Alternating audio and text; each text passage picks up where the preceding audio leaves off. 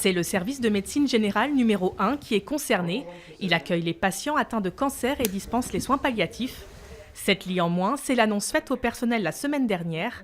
Une surprise pour les organisations syndicales exclues de la concertation. Les collègues étaient formés aux soins palliatifs où on apprend à prendre beaucoup de temps, de tenir la main des patients, d'écouter les familles. On prenait beaucoup de temps pour ça et ces personnels sont complètement déstabilisés puisqu'après ils n'auront plus le temps de faire ça.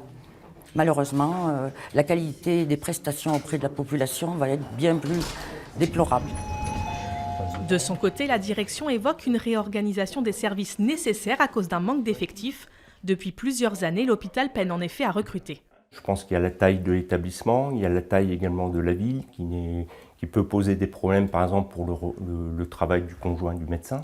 Il y a des zones qui sont beaucoup plus attractives que la Haute-Corrèze, je pense notamment au Pays Basque par exemple. Et donc on a des difficultés à recruter les médecins. Un défaut d'attractivité qui contraint des patients à se faire soigner à Tulle, Limoges ou encore Clermont-Ferrand. Conséquence, moins d'activité à Ussel et un déficit qui a atteint 5 millions d'euros l'an dernier. Une ardoise épongée par l'Agence régionale de santé qui assure que l'existence de l'hôpital n'est pas menacée. Le soutien financier qu'on a apporté l'année dernière est effectivement une preuve de cet engagement. Après, ça ne peut pas se faire n'importe comment aussi. Il faut qu'il y ait des projets qui tiennent la route, qui soient concertés en interne. Encore à l'étude, le projet sera présenté au directoire lundi 16 septembre. En attendant, les syndicats appellent à se rassembler demain à partir de 13 h devant l'établissement.